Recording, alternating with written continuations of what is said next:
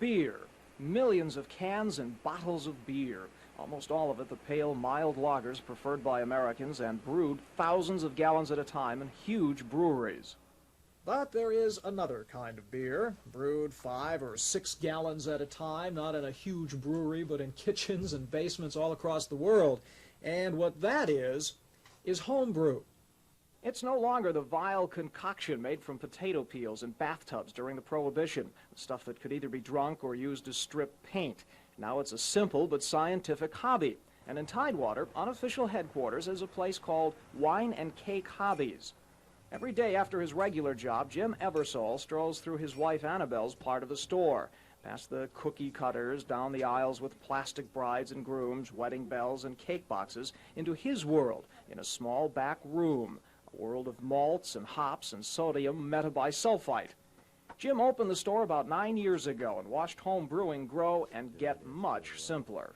Dissolve things in hot water, add yeast, and about a week later we have beer ready to bottle.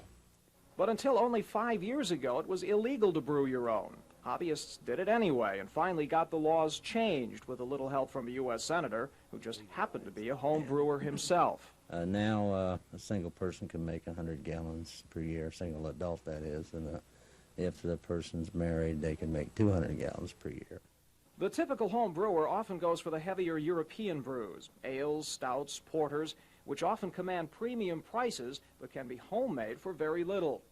And while home brew may no longer be the rocket fuel of Prohibition days, it still packs a kick.